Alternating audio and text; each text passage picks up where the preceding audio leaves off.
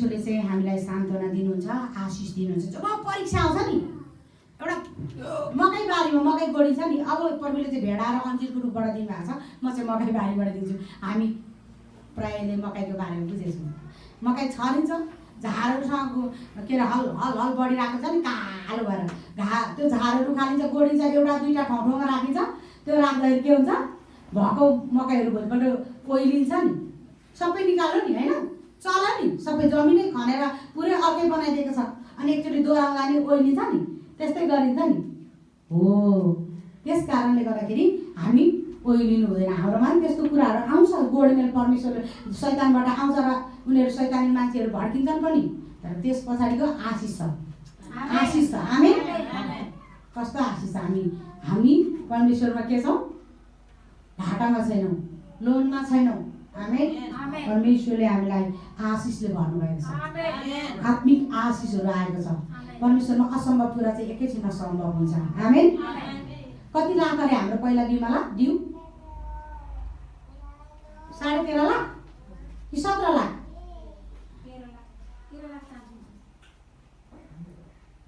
त्यस कारणले गर्दाखेरि त्यो पैसा चाहिँ सबै एकैछिनमा फुलफिल भयो, एकैछिनमा। बुझ्नुभयो? हामी लोनमा छैनौँ। आमेन। एकै सेकेन्डमा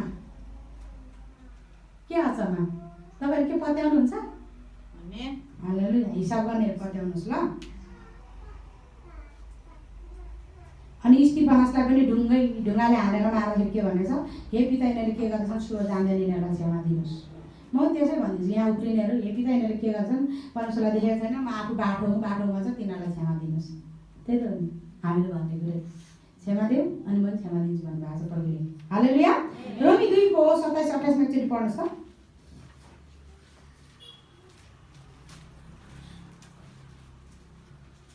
तब शरीरमा खतना नभए र पनि व्यवस्था चाहिँ पालन गर्नेहरूले लिखित व्यवस्था भएका र खतना पनि भएका तिमीहरू व्यवस्था उल्लङ्घन गर्नेहरूलाई दोषी ठहराउँछन्। बाहिरी रूपले मात्र यहुदी हुने चाहिँ साँचो यहुदी होइन, त्यसरी नै साँचो खतना पनि बाहिरी र शारीरिक कुरा होइन। साँचो खतना बाहिरी र शारीरिक कुरा होइन। शारीरिक कुरा मन लगाउनु चाहिँ परमेश्वरप्रतिको शत्रुता हो। हृदयको खतना गरेको मान्छेले चाहिँ शत्रुलाई पनि प्रेम गर्न सक्छ। रिस हुँदैन, डाहा ईर्ष्या घमण्डहरू हुँदैन। बुझ्नुभयो? त्यो कुरा चाहिँ यहाँनिर रोमीको पुस्तकमा लेखिएको छ र त्यसरी चाहिँ हामीले प्रेम गर्नु सक्नुपर्दछ। अनि हृदयको मूलबाट चाहिँ के गर्नुपर्छ? भित्र पस, ढोकाबाट भित्र पस भनेको छ नि त। आमेन। म चाहिँ भेडाहरूको ढोका हुँ, म ढोकाबाट भित्र पस। अब ढोकाबाट भित्र नपस्ने चाहिँ के हो? शैतानको। झालबाट पस्नु खोज्ने, झालबाट निस्किनेहरू चाहिँ त्यो धूर्त हृदय हो, दुष्ट हृदय हो।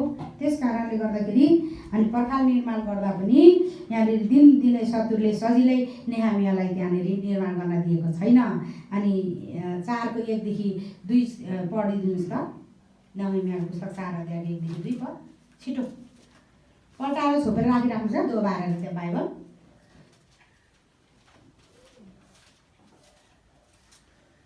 जब हामीले पर्खालको पुनर्निर्माण गरिरहेका कुरा सम्पादकले सुने, तब उनी साह्रै क्रोधित भए। रिसको झोकमा उनले यहुदीहरूलाई खिसी गरेर आफ्ना सहयोगीहरू र सामरियाका फौजको सामुन्ने यसो भने, यी निर्बल यहुदीहरू के गर्दैछन्? के तिनीहरूले आफ्ना पर्खालको पुनर्निर्माण गर्छन्? के तिनीहरूले बलिदान चढाउँछन्? के तिनीहरू यो काम एकै दिनमा सिध्याउँछन्? कसिङ्गरका थुप्रोबाट ती जलिसकेका ढुङ्गाहरू के तिनीहरूले पुनर्जीवित पार्न सक्छन् र? यहाँ धेरै यहुदीहरूलाई पहिला के गरेछ? त्यो पर्खालहरू भत्काएपछि मान्छे मार्दैन, लडाइँ गरेपछि मार्छ कि मार्दैन? अनि मान्छे मरेपछि के भयो? अब पछि हामीले गर्छन् है। त्यस कारणले गर्दाखेरि यहाँनिर अब उक्साउँदै पनि छ। सन्बलमले साह्रै रिस उठेर चाहिँ पाएकै भनेको छ। बुझ्नुभयो? यहाँनिर के भनेको छ अरे? के तिनीहरूले एकै दिनमा त्यो पर्खाल निर्माण गर्छन्? एकदम ठुलो थियो नि त, होइन? अनि के तिनीहरूले त्यहाँनिर चाहिँ बलिहरू चढाउँछन्? चढाएको नै गएर हामीतिरै लागोस्, मूर्ति पूजा होस् भन्ने एउटा उक्साइदिएको। अनि त्यो चाहिँ के हो? जोसले मान्छेले त्यहाँ द्यावलसको घमण्डले गरोस् भनेर। तर नेहामिया चुपचाप लागेर प्रार्थना गर्नुभयो, आनन्दित भयो। मान्छेको कुरा सुन्नु भएन, परमेश्वरको आवाज सुनिरहनु भयो। आमेन। अनि अर्को ठाउँमा के भनेछ यहाँनिर, के तिनीहरूले यो काम एकै दिनमा सक्छन्? अर्को ठाउँ के पठाउने नभएछ युवतीहरूले तिनीहरूले। अनि यहाँनिर भन्दैछ कसिङ्गाका थुप्राबाट जलिसकेका ढुङ्गाहरूबाट के तिनीहरूले पुनर्जीवित पार्न सक्छन् र? तिनीहरूले त्यो के अरे यरुशलेमको पर्खाल लगाए पनि के तिनीहरूको त्यो मरिसकेको व्यक्तिहरूलाई जीवित पारेर त्यहाँ राख्न सक्छ र? जीवित पार्नु सक्छ र? हामीले जितेको, हामी त विनर हो भनेर उफ्रेको को सम्वाद, बुझ्नुभयो? त्यस कारणले गर्दाखेरि उसलाई चाहिँ धेरै झोक चलेको कुराहरू त्यहाँनिर हामीले पाउँछौँ। अनि 3 पनि पढिदिनु त। उनको छेउमा उभिरहने अम्मोनी तोबियाले भने, तिमीहरूले जेसुकै बनाइरहे तापनि एउटा स्याल ढुङ्गाको त्यस पर्खालमा चढ्यो भने त्यो भत्किनेछ। ल एउटा स्याल चाहिँ तोबियाले भनेछ एउटा स्याल चाहिँ त्यो ढुङ्गामाथि पर्खालमाथि चढ्यो भने चाहिँ के अरे भत्किजानेछ भनेछ। हृदय भत्केन, नहमिया त्यस्तो व्यक्ति हुनुहुन्न थियो, परमेश्वरसँग उहाँ अट्याचमेन्ट हुनुहुन्थ्यो। आमेन।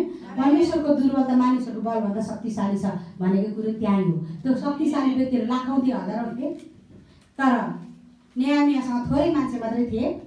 आमेन। तर ती स्याल एउटा चढ्यो भने डराउने छ भने डराउनु भयो, थोरै भए पनि डराउनु भएन। त्यस कारणले पर्खाल हृदय भत्केन। पर्खालले हृदयको कुरा, भित्री हृदयको कुरा हुन्छ, बुझ्नुभयो? उहाँले पाप गर्नु भएको छैन परमेश्वरमा।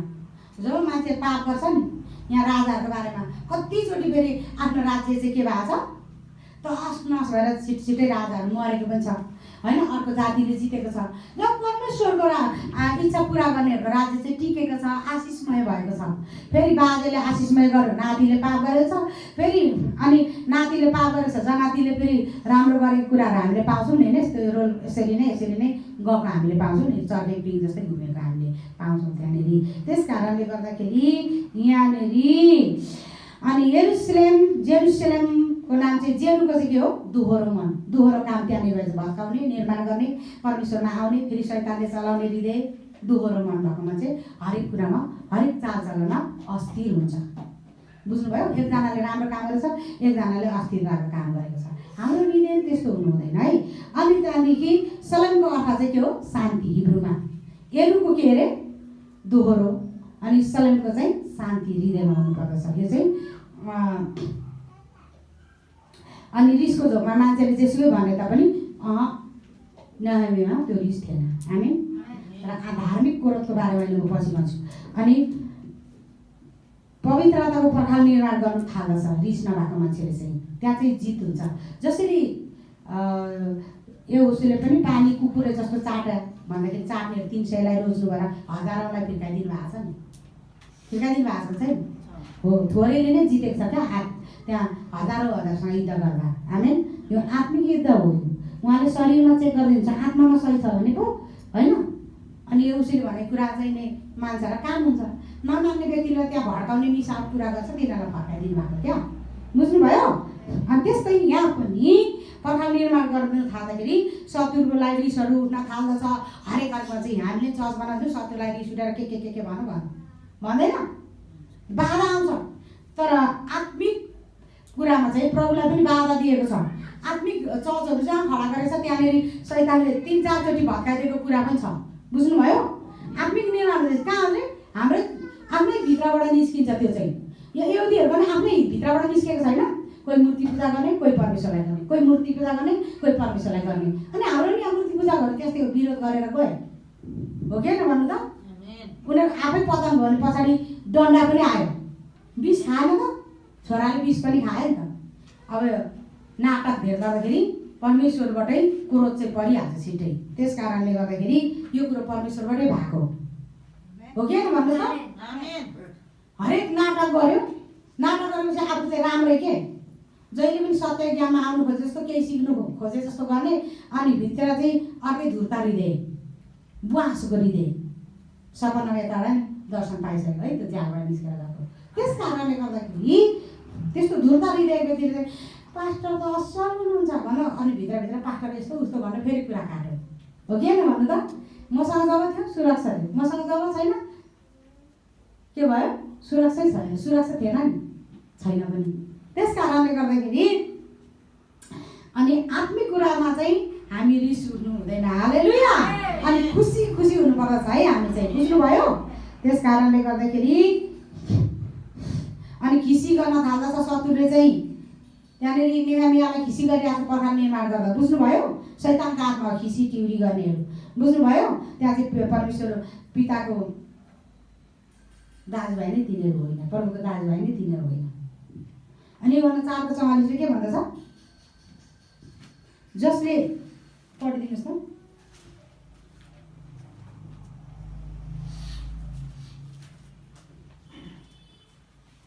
उहाँलाई सामरिया भएर जानु पर्थ्यो। योहन्नाको पुस्तक 8:44 मा 4 भन्छु नि।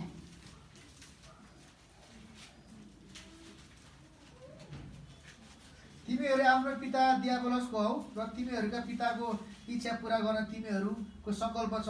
त्यो त सुरुदेखि नै हत्यारा थियो र सत्यसँग त्यसलाई केही वास्ता छैन, किनभने त्यसमा केही सत्य छैन। जब त्यसले झुटो बोल्छ त्यो आफ्नो स्वभाव अनुसार बोल्दछ, किनभने त्यो झुटो हो र झुटोको पिता हो। दियाबलस चाहिँ पहिलेदेखि झुटै मात्रै बोल्छ, जतिखेर पनि झुटै मात्रै बोल्छ होइन। अनि यो सामरिया भनेर अलिकति माथितिर उहाँले बाबुले पढ्नुभयो, त्यो चाहिँ के हो त? मिसावट भएको मान्छेहरूको हृदयभित्रै सामरिया भएर प्रभु जानु पर्थ्यो र त्यहाँनिर प्रभुलाई मान्ने व्यक्तिहरू नै बनाउनु भएको पछाडि। हालेलुया। त्यस कारणले गर्दाखेरि शैतानले आफ्नो दाजुभाइहरूलाई अनि यहाँनिर चाहिँ नै धेरै कुरालाई भड्काउने, मर्काउने होइन, कुरा लगाउने कुराहरू गर्दछ। यस्तो कुराहरूमा चाहिँ हामी जानु हुँदैन। शैतानले चाहिँ आफ्नो दाजुभाइहरू लिएर, शैतानका आफ्नो विरोधको दाजुभाइहरू ठुलो फौजहरू लिएर पनि आउँदछ। अनि यस्तो कुराहरूबाट चाहिँ अनि नेहेमिया चाहिँ कहिले पनि निर्बल हुनु भएन। आमेन। र अनि उहाँले चाहिँ आफ्नो पर्खाल निर्माण गर्नलाई लागि परिरहनु भयो। हालेलुया। आमेन। उनीहरूले भन्दै थियो तिनीहरूको एउटा स्याल पनि पस्यो भने पर्खाल लडिहाल्छ, तर उहाँ बहकिनु भएन शरीरमा। वचनअनुसार सत्यमा रहेर उहाँले निर्माण गर्नुभयो। आत्मिक हातहतियारसँग चाहिँ शैतान पनि हार्छ, दूर भएर जान्छ। कति लाखौँ लिएर आउनुपर्ने नि, तर मन्दिर निर्माण गर्दा गर्दा के गर्यो? भुक्ने कुकुरले टोक्दैन भन्छ नि, उताबाट त्यो सम्भाला गर्दै भुकिरह्यो, तर केही पनि गर्न सकेन। बुझ्नुभयो? अनि त्यहाँदेखि नेहेमियाले प्रार्थना गर्दा हामी माथि लागेको निन्दा त्यो हटाइदिनुहोस्, त्यसकै शिरमाथि परोस् भनिदिनु भएको छ। एकचोटि प्रार्थना गर्दा उतै जाओस्, उनीहरूकै शिरमाथि परोस्। धार्मिक जनले प्रार्थना गर्दा जोगाउने हो, तर शिरमाथि परोस् भनेपछि अगमवक्ताको मुखमा ठुलो शक्तिको कुरा हुन्छ। उतै पऱ्यो नि त। अनि तिनीहरू दुर्बल भएर गए। बुझ्नुभयो? र अनि पर्खाल निर्माण गरेर अनि बलिदान चढाउँछले भन्दै बोल्दै अब यो कुराहरू मैले अघि नै भनेको छु। कसिङ्गारको थुप्रो जलिसकेकोबाट केही गर्न सक्दैन भनेको थियो, तर पुनर्जीवन पार्न सक्छ भन्दै पनि यहाँनिर भनिरहेको थियो। तर परमेश्वरले चाहिँ त्यहाँबाट चाहिँ के गर्नुहुँदो रहेछ? यसैया 61:3 एकचोटि पढ्नुहोस् त। साँचो पश्चातापलाई खोज्नुहुन्छ। हालेलुया। यो एउटा पुस्तकमा भनेको तिमीहरूको हृदय फटाएर पश्चाताप गर। आमेन। अनि परमेश्वरले चाहिँ बाइबलमा यसैयासँग पनि त्यसरी बोल्नु भएको छ। खरानीबाट चाहिँ परमेश्वरले चाहिँ के गर्यो? सुन्दरताको मुकुट निकाल्नुहुन्छ, मुकुट धार्मिकताको मुकुट पहिराउनुहुन्छ। जसले मलाई शक्ति दिनुहुन्छ उहाँमा नै म सब कुरा गर्न सक्छु। परमेश्वरको राज्य चाहिँ कुरा होइन, शक्तिमा हुन्छ। पवित्र आत्मा चाहिँ शक्तिको आत्मा हो। जब परमेश्वरसँग बोल्न थालेछ नि, मान्छेको कुरा शैतानिक कुराहरू परेदेखि जरा बताइदिन सकिन्छ। आमेन। अनि यो आउन्डोनी तोबिया भन्दै तोबियाले चाहिँ भन्दछ एउटा स्याल पनि चढ्यो भने के हुन्छ अरे? त्यो पर्खाल भत्किजान्छ भन्दै उसले चाहिँ यहाँनिर भन्दो रहेछ। त्यस कारणले गर्दा विलाप 5:18 भन्दछ हाम्रो मनमा चाहिँ पापहरू उब्जिन्छ, त्यो पापहरू चाहिँ हामीले हटाउनु पर्छ। त्यो स्याल भएको चाहिँ पाप स्वभाव हो। बुझ्नुभयो? अनि राजा फारोलाई प्रभुले के भन्नुभएको छ? तपाईँ गइहाल्नुहोस्, यहाँबाट गइहाल्नुहोस् भनेको छ नि प्रभु यीशु ख्रीष्टलाई। शास्त्री फरिसीहरूमध्येकै 2-3 जना मान्छे प्रभुमा आए जस्तो गर्ने। अनि प्रभुले के गल्ती बसेर फारोलाई सुनाऊ भन्ने थियो नि त, हो? अनि आज र भोलि म यो ठाउँमा बसेर के गर्छु रे?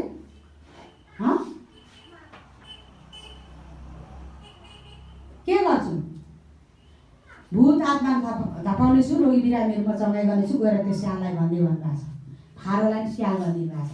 स्याल भने चाहिँ मान्छेको हृदय हो, के दुष्ट हृदय। बुझ्नुभयो कि बुझ्नु भएन? अनि तिनीहरूमा चाहिँ आत्मिक कुरा हुँदैन, तिनीहरूमा चाहिँ उजाड हुने कुरा हुन्छ, तिनीहरूमा आत्मिक शक्ति हुँदैन। तर आत्मिक शक्ति भएको मान्छेले चाहिँ त्यो सबै कुरो विचार गर्छ र सबैलाई जाँचेको हुन्छ, चुपचाप बसेको हुन्छ। हालेलुया। अनि स्याल भने चाहिँ धुर्त हृदय शत्रु हो, बुझ्नुभयो? वनको स्याल होइन नि। वनको स्यालको बारेमा पनि भनिदिनु पर्यो म अलिकति। जब आत्मिक रूपबाट मानिसहरू टाढा हुन्छ परमेश्वरदेखि, अनि शत्रुले चाहिँ तिनीहरूको के गर्छ, भित्र आत्मिक कुरामा लडाउँदा गर्दा शत्रुले जितेर शारीरिकै कुरा मात्रै धेरै हुन्छ। हामी आत्मिकमा चाहिँ एकदम परमेश्वरसँग बलियो भएर लागिरहनुपर्छ। हालेलुया। अनि भजन सङ्ग्रह 63:10ले नि भन्दछ, पढिदिनुहोस् त एकचोटि। 63:10।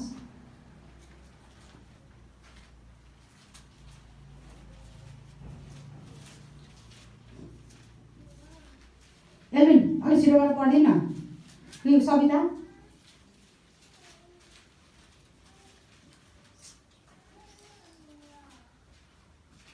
तिनीहरू तरवारले मारिनेछन् र स्यालहरूको आहार हुनेछन्। अब यहाँनिर अघि तिनीहरू जलिसकेको कसिङ्गार, यो तिनीहरू एउटा कसिङ्गार हो।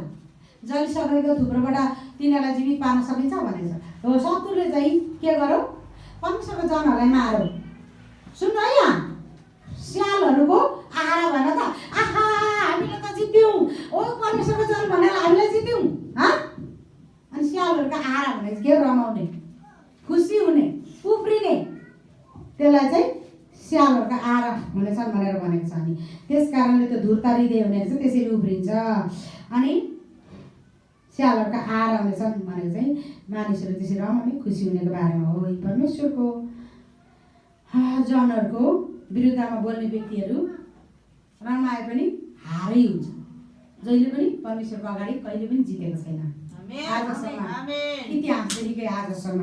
अनि श्रेष्ठ गीतको 2:15ले भन्दछ, श्रेष्ठ गीतहरू तपाईँ चाहिँ हेरिदिनुहोस् त, भजन सङ्ग्रह उपदेशको पछाडिपट्टि।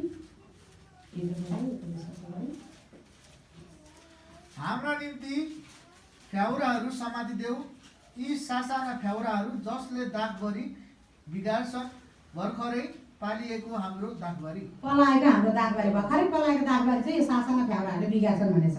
बुझ्नुभयो? त्यहाँनिर यो भनेको वचन के हो भने, अब हामी भर्खरै पलाएको नयाँ नयाँ परमेश्वरमा उम्रिँदै गरेका आत्माहरू छौँ।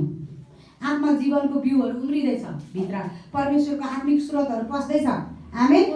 तब कुराउटेको गोप्य कुरा चाहिँ भित्री हृदय गहिराइसम्मै मिठो स्वादिष्ट गाँस हुन्छ, हृदयको गहिराइसम्मै जान्छ। त्यो धुर्त हृदय हुनेको कुराउटे चाहिँ भनेर भजन सङ्ग्रहमा हितोपदेशमा पनि लेखिएको छ। बुझ्नुभयो? त्यस कारणले गर्दाखेरि यहाँनिर अब तिनीहरू स्यालहरूलाई चाहिँ समातिदेऊ, फ्याउराहरूलाई समातिदेऊ भनेको छ। अनि फ्याउराको त्यो सानो बच्चाको मुखमा दाँत भर्खरै निस्किँदै गर्दा के गर्छ, तिनीहरूको गिजा चिलाउँछ नि, मासु चिलाउँदाखेरि आमाको दुध खाँदाखेरि दुध खान्छ अगाइसकेपछि किक्क टोक्छ नि, कसैले साह्रो टोक्छ, कसैले चाहिँ अलिअलि टोकेर छोड्छ, कसैले चाहिँ रगतै आइले टोक्छ नि अलिकति पलाएको दाँतले। हो कि होइन भन् त? त्यसको विष पनि हुन्छ। र त्यो आमाको त्यो होइन, त्यो निप्पल टुप्पो, दुधको टुप्पो निकै टाइम लाग्छ नि, अनि त्यो बच्चाले दुध पनि खान पाउँदैन नि। हो कि होइन? आया भन्छ, अनि बल्ल बल्ल छोडिदिन्छ नि बच्चाले, कसै मैले गाउँतिर दिएको थिएँ। बुझ्नुभयो? हो, त्यो विष पनि लागेको हुन्छ। हो, यहाँ पनि यो दागबारीमा फ्याउराहरू आयो भने त्यो उसको दाँतहरू चाहिँ नि चिलाउँछ नि, चिलाएपछि त्यो दागको बोटहरू टोकेपछि भर्खरै पलाउँदै गरेको सबै मरिहाल्छ। त्यो नराम्रो विष हुन्छ क्या त्यो विषले चाहिँ। त्यो कुरा यहाँ म भन्छु। अब त्यो विष भएको चाहिँ के भने, अब तपाईँले कुराउटेको कुराहरू सुन्नु भने आत्मिक रूपमा तपाईँ माथि पुगेको नि हुँदैन, हो कि? अनि त्यहाँ मै जान्ने, मैले नै सिकाइरहेको छु, मै जान्ने, अब त पास्टर जतिकै भइहालेँ, अब चर्च खोल्नुपर्छ, अब यस्तो गर्नुपर्छ, अब त्यो उसको भन्दै आउँछ भने तपाईँहरू त्यस्तो कुरातिर लागेर भड्किनु भनेको चाहिँ नराम्रोसँगले बिग्रेन त। अलिअलि आत्मिक कुरा माथि बढ्दै गएको पनि प्रभु प्रभु भन्ने मत्ती 7:21 जस्तो भयो, परमेश्वरको आज्ञा पालन नगर्ने चाहिँ भयो। त्यस कारणले गर्दाखेरि आज्ञा पालन गर्ने व्यक्तिहरूले त्यस्तो कुराहरू नसुन्नु। अनि त्यस्तो व्यक्तिहरूलाई चाहिँ समातिदेऊ भनेको चाहिँ चुप लगाऊ। यता नयाँ करारको के भनेको छ, त्यो कडासँगले अड्किदेऊ, हटाऊ, चेतावनी देऊ, त्यस्तोलाई चुप लगाऊ भनेको छ। बुझ्नुभयो? अनि पुरानो करारमा के भन्छ, नेहमियाले तिनीहरूलाई म जगल्टाएँ, तिनीहरूलाई मैले पिटिदिएँ पनि भन्नुभएको छ आज्ञा पालन नगर्नुलाई। धार्मिकतामा भने रिसले होइन, यो कुरा भने यस्तो तिमीले यसरी मान्नु उहाँको आदमी आएको भनेर सही कुरा सिकाउनुहुन्छ, तर तिनीहरू चाहिँ सिक्दैन। अनि त्यसको लागि के भनेछ, जुन स्त्रीहरू चाहिँ सिक्न त सिक्छन् तर कहिल्यै सत्यको ज्ञानमा आउँदैनन् भनेर चाहिँ नि यहाँ बाइबलमा अघि मैले बिहान तिमीले पहिलो कोरिन्थी पुस्तक मलाई भेटेको थिएँ। त्यस कारणले गर्दा तिनीहरू सिक्न चाहिँ सिक्छन् तर सत्यको ज्ञानमा तिनीहरू कहिले पनि आउँदैन भनेर चाहिँ भनेको कुराहरू हामीले पाउँछौँ है। जुन स्त्रीहरू सिक्न चाहिँ सिक्छन् त्यो पल्टाउनुहोस्, त्यो चाहिँ तपाईँले पाउनुहुन्छ होला।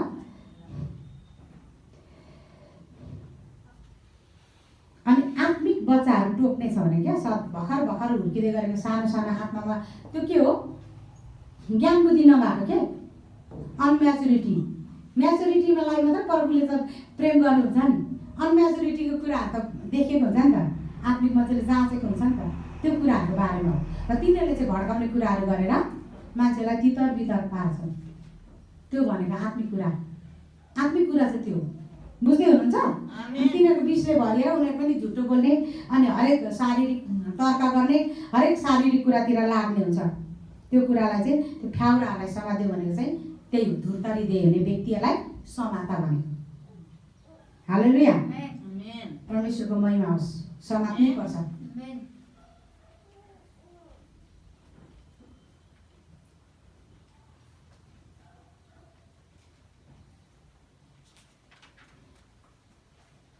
हामीले फल फल्ने क्रममा उत्साहित हुन्छौँ, फुर्किन्छौँ, हो कि होइन भन्नुहोस् त, बढ्दै गएको हुन्छ अनि उत्साहित हुन्छौँ नि हाम्रो फलहरू फल्नको लागि। त्यही बेला चाहिँ तपाईँको यो पाप छ, तपाईँको यस्तो छ, तपाईँको यो दुष्टता ध्यान भन्ने अनि हे भए म ठिक छु भनेर शैतान हो नि त।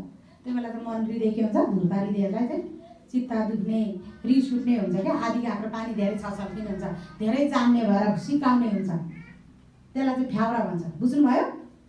त्यस्तो होला समातिदियो भने त्यस्तोलाई चुप लगाऊ भनेको, आत्मिक कुरा सुन बुझ भनेको। हालेलुया। अनि पुरा शिक्षा हुँदैन। अनि त्यस कारणले गर्दा तिनीहरूले चाहिँ धेरै जान्ने भएर अनि मान्छेहरूलाई चाहिँ अनि कसरी हुन्छ, शैतानहरू शत्रु आएर सामाहरू रोपिदियो भनेर छ। धानबारीमा सामा रोपिदिएपछि त के भयो, हेर्दा धान जस्तै देखिन्छ, पछि त फल्ने बेला त सामा फल्छ। हेर्दा चाहिँ हो नै हो भने पछाडि त्यहाँदेखि सामा भएन त।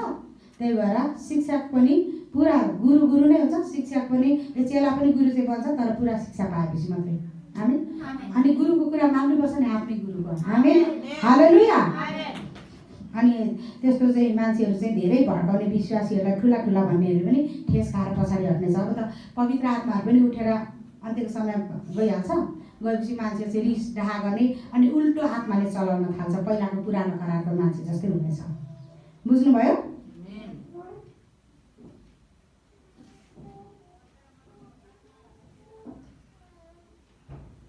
नेहमिया 8:10 एकचोटि पढिदिनु त। शरीरको बल बुद्धिले होइन, तर नेहमियाले चाहिँ आत्मिक बल बुद्धिले त्यो पर्खाल निर्माण गर्नुभयो। आमेन। धेरै समय लगाएर। हालेलुया।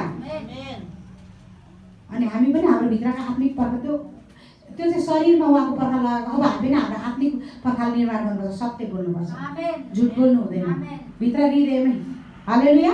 रिस डाहा गर्नु हुँदैन, अल्छी गर्नु हुँदैन प्रार्थना गर्नलाई। अनि आत्मिक कुरामा एक भएर अगाडि बढ्नुपर्छ। कोही बेला हामी शरीरको कुरामा चाहिँ एक भइहाल्छ, लु आज बिबी क्यौँ खाउँ, आज उता घुम्न गयौँ भनेर गइहालिन्छ, तर शरीर कुरामा चाहिँ सजिलो छ। आत्मिक कुरामा यसरी एक हौँ भन्नु भने मान्दैन नि मान्छे, मान्छ?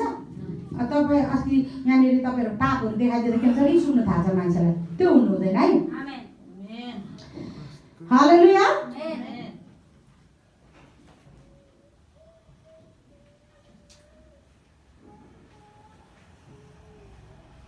आत्मिक हुन चाहिँ रातैभरि प्रार्थना गर्नुपर्छ। ओहो तिनीहरू त रातभरि प्रार्थना गर्छ, अरे त्यहाँ त राति कराउने धेरै प्रार्थना गर्छ, तिनीहरू त दुष्ट आत्माहरू पो, तिनीहरू त झुटो पो, तिनीहरू त धामी झाँक्री बोक्सी पो भन्न थाल्छ है क्रिस्चियनहरूले नै। तर हेर्नुहोस्, यो घाम लागेर संसार उज्यालो देखिन्छौँ नि हामी, तर मान्छेको हृदय चाहिँ अँध्यारो छ, अन्धकारले ढाकेको छ, झुटो कुराले नै। दियावलसको सन्तान हो भने चाहिँ है, त्यो सुरुदेखि नै झुट बोलेर आएको, त्यस्तो कुराले अन्धकारले ढाकिरहेको हुन्छ हृदय। तर हृदयमै सत्यता हुनुपर्छ क्या, सत्यतासँग मात्रै परमेश्वर खुसी हुनुहुन्छ। र आत्मिक कुरा सिक्दै जाँदा परमेश्वरसँग बोल्ने हामी हुनुपर्दछ। हालेलुया। सिकाउनु त जसले पनि सिकाउँछ नि। त्यस कारणले गर्दाखेरि यहाँनिर मन्दिर चाहिँ त्यहाँको पर्खाल चाहिँ आधा निर्माण गर्दाखेरि त्यहाँनिर अब आएको कुराहरू 5 जना छ है, फेरि त्यहाँ नेहमियालाई सन्ताउनका लागि। बुझ्नुभयो? सिम्सनलाई पनि के गरेको छ, 5जना व्यक्ति आएको छ त्यो दलिलालाई पैसा दिनलाई है। अनि सिम्सनको आफ्नो शक्तिको बारेमा भनेपछि त्यहाँनिर मारेको छ नि सिम्सनलाई, बुझ्नुभयो। यता अब्राहमको बारेमा 5जना आएको कुरा छ। अनि यो मन्दिर यहाँनिर चाहिँ नि हाम्रो आत्मिक मन्दिरहरू निर्माण गर्दा पनि शैतानले त्यसरी नै बाधा ल्याइरहन्छ, भत्किँदै गर्छ। तर हामी जो निर्माण गरेर अगाडि जानुपर्दछ। हालेलुया। अनि यहाँनिर चाहिँ भनेको छ इफिसीको पुस्तक 6:12ले भन्दछ है। अनि प्रधानताहरूको विरुद्धमा, अन्धकार आकाशको शासक लुसिफर दियावलसको विरुद्धमा र होइन वर्तमान भइरहेको अन्धकारको विरुद्धमा र स्वर्गीय स्थानमा भएको दुष्टाइको विरुद्धमा हामीले चाहिँ आफ्नो हात हतियार लिनुपर्दछ। स्वर्गीय स्थानको लडाइँ पनि यहाँनिर भएको देख्नै भएको होला। अनि वर्तमान भइरहेको अन्धकारको कुराले छलेर चिल्लो कुरा गरेको पनि देख्नै भयो होला प्रधानताहरूको विरुद्धमा। हालेलुया। त्यस कारण जब राम्रो काम हुनुपर्छ अनि यो त्यसमा चाहिँ अरू कुराहरू बाधा दिन्छ। हामी चर्च बनाउँछौँ, बाधा दिने मान्छेहरू धेरै आए, त्यस्ताहरू गए। अनि अहिले दसैँमा घर जानेहरू पनि राम्रोसँगले आउँ होइन। हालेलुया। परमेश्वरको महिमा गर्नलाई। अनि नेहमिया 4:7ले भन्दछ, पढिदिनुहोस् एकचोटि छिटो। 4:7 तर जब सन्बालत, तोबिया, अरबीहरू, अमोनीहरू र अस्दोदीहरूले यरुसलेममा पर्खालको नयाँ कामको खुब प्रगति भएको छ र प्वालहरू पनि पुरिँदैछन् भनी सुने तब उनीहरू साह्रै रिसाए। लिएर त अनि अघि नै हालेर पढ्नु नि, रिसाए नि त। पर्खाल निर्माण गर्दैछ, उनीहरू चाहिँ रिसाएको छ। त्यस कारणले गर्दाखेरि यहाँ सन्बालत भनेको चाहिँ के रहेछ?